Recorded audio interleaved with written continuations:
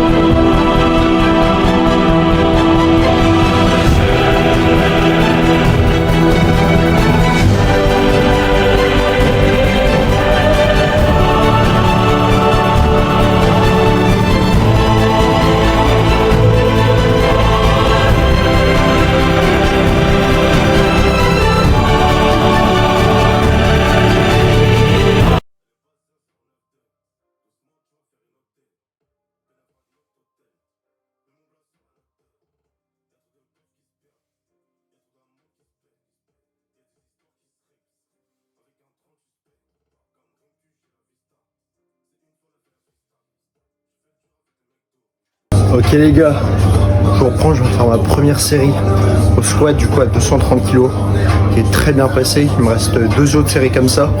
Donc en vrai c'est plutôt tranquille quoi. C'est ma 3e séance, mon 2e squat de la semaine et c'est le 2e plus lourd, mais du coup là on a sur ce bloc là avec Suleiman, il a vraiment mis l'accent sur mon squat de SBD. Du coup les autres sont pas forcément hyper lourds, le but c'est de tanker du volume et toujours être prêt à arriver sur du 1-2 reps en lourd. Donc là la première série qui s'est très bien passée. Que dire de plus, ça a volé, c'est bien. Il nous reste 2 autres séries, on va envoyer ça fort et juste après on passera au bench. Du coup là je vous ai filmé la première série, c'est rien que je filme les 2 autres parce que ça va être les mêmes. Et donc on se retrouvera tout à l'heure pour le bench. Ok les gars, je viens de finir ma 3e série de squat. Ça s'est très bien passé, ça a bien bougé. Sur la 3e série, la première rep, j'étais un peu trop en mode tempo. Et après la deuxième,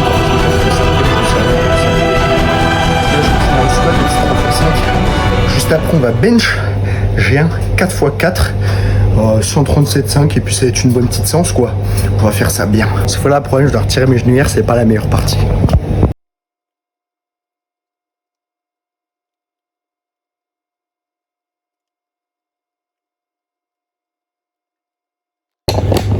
Ok, donc là, deuxième partie un peu moins cool.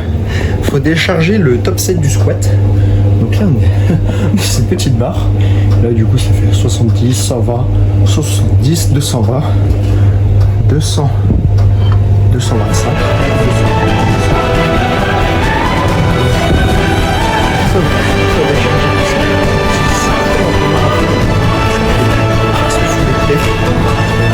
Sur les gros top set, il faut tout décharger. Pas une partie de plaisir. Mais bon, du coup là, je vais décharger ça tranquillement.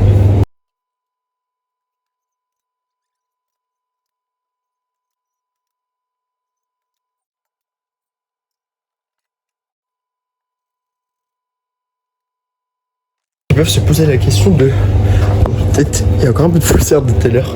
Ceux qui peuvent se poser la question de pourquoi, qu'est-ce que je fais à plat sur le banc à la fin. C'est qu'en gros, justement, c'est un combo rack où on peut squatter. Donc il y a une mini cage à squat.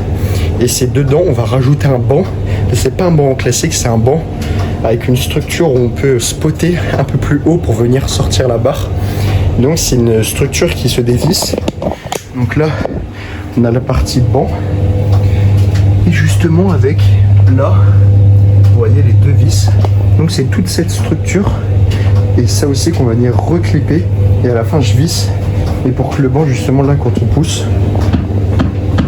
le banc ne bouge pas. Et donc aussi la planche, c'est parce qu'il y a un mini vide au niveau du pied.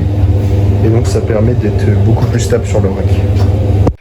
Voilà, je viens de faire mon petit échauffement. J'ai fait pas mal d'activations au niveau des épaules, beaucoup de coiffe de rotateur, un peu de triceps. Et là, je vais échauffer un peu mobilité thoracique. Je vais faire un peu de rouleau pour ouvrir la cage tranquillement.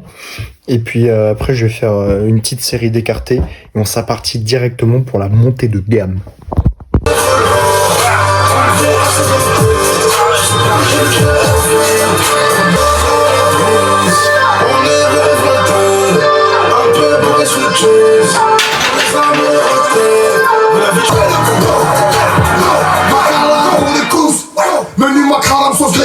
On est bien d'accord, on n'est pas d'accord. Mais pour le produit qui veut de l'or, on fait tous. On lui prend ce qu'il a, après on le montrera. Chacun sa villa, après on comptera. Je tape la guerre des corps, je tape la guerre des corps. Let's go! Let's go! Let's go! Let's go! Oh oui!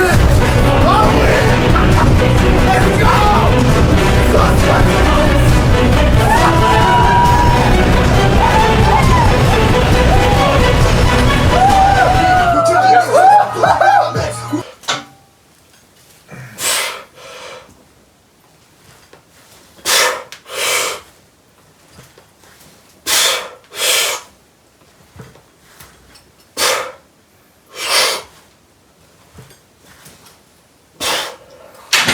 Voilà, je viens vraiment de me mettre tarif au bench.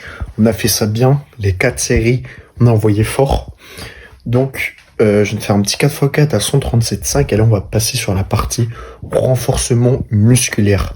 J'ai du petit Cossack squat et du petit Jefferson curl. On va faire ça bien.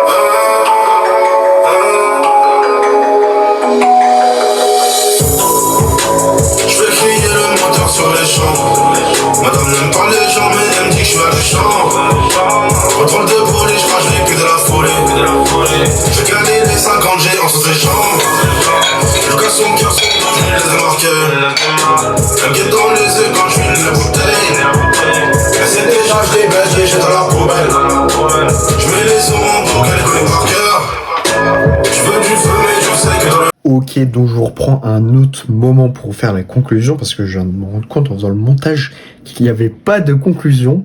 Donc j'espère que cette vidéo vous aura plu. Comme d'habitude, ça m'a fait extrêmement plaisir de vous tourner cette vidéo. Là, je vais essayer de reprendre un très bon rythme. Et au final, j'adore faire des vidéos. Si je me rends compte, c'est ce que j'aime. Vous partagez ce que je fais, ça me plaît énormément. Donc on va reprendre le rythme des vidéos YouTube. Pour la prochaine vidéo, je vais essayer de vous faire un peu une vidéo plus format, un peu plus podcast, où je vais parler de ce que je vais faire, les objectifs que j'aurai pour l'année 2025. Donc je vais vous parler de ça dans la prochaine vidéo. En tout cas, j'espère que cette vidéo vous aura plu. Comme d'habitude, n'hésitez pas à liker, commenter, partager, donner de la force. Ça fait toujours extrêmement plaisir. Prenez soin de vous et je vous dis à la prochaine.